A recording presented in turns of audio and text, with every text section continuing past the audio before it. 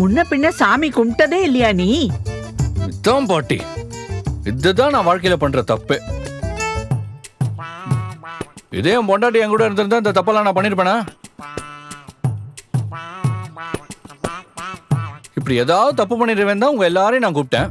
பாருங்க, தப்பு பண்ணிட்டேன். இப்ப முதல் நாள் இந்த வீட்டுக்கு நான் குடி வந்திருக்கேன். என்ன ஆகுறது? வாழ போற வீடு வேற. அத்தை, இதுதான் உங்களுக்கு ரொம்ப முக்கியம் அத்தை. போங்க உள்ள. இல்ல சாரதா, தேங்காய் உடைச்சு விளக்கேத்துறேன்னு சொன்னதும் என் வாய் சும்மா இல்லாம பொசுக்குன்னு வந்துருச்சு. பாட்டி எதுக்கு திட்டுறீங்க? So cute. எவ்வளவு அழகா சொல்றாங்க. தீப்பெட்டி கடை பக்கத்துல தானே இருக்கு, போய் வாங்கிக்கோங்க போங்க. நல்ல நேரம் முடியறதுக்குள்ள விளக்கேத்தணும்னு பெரியவா சொல்லுவா. நாழி ஆயிண்டே இருக்கு. அவ்வளோ தூரம் நான் கடைக்கு போறதுக்கு பக்கத்து வீடு தானே, வாங்கிட்டு போயிடலான்னு வந்தேன். வத்தி குச்சி கொடுத்தேன்னா விளக்கேத்திட்டு குடு குடு குடுன்னு ஓடி வந்து அதை அப்படியே உங்க கையில கொடுத்துருவேன்.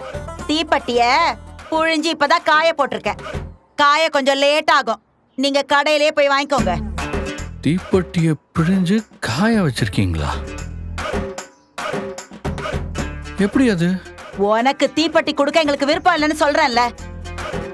எங்க வீட்டு தீப்பெட்டிய நான் என்ன வேணாலும் பண்ணுவேன்.